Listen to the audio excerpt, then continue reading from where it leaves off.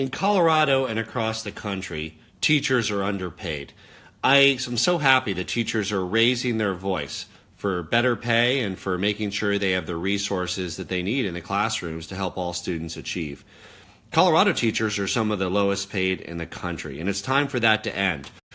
As an example, in Thompson School District, the starting teacher salary is $30,837. A lot of people don't know how low those starting salaries are.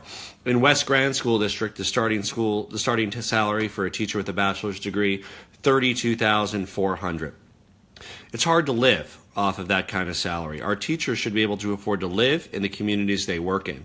And yes, starting teacher salaries are a little bit higher in school districts like Boulder Valley School District, St. Vrain, and Poudre, but it's even more expensive to live in those communities. And many teachers who work in Fort Collins or Boulder or mountain communities can't even afford to live in the communities where they work to educate our kids. During my time in Congress, I've worked hard to support better compensation and professional development opportunities for teachers.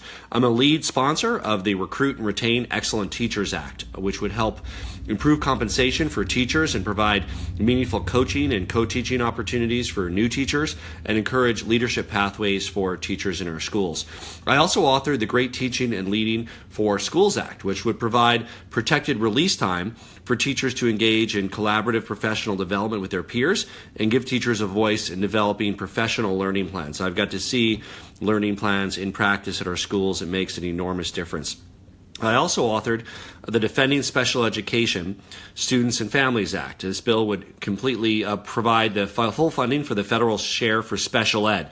This is very important right now because the federal government has never funded its full share of IDEA, Individual Disabilities Act special ed, and districts essentially have to divert resources away from teacher compensation and other things to fully fund special ed and meet the requirements. I support and wrote a federal bill to fully fund special ed. It's also a paid-for bill, meaning we pay for it by decreases in defense spending, which still provide the military more money than they even asked for.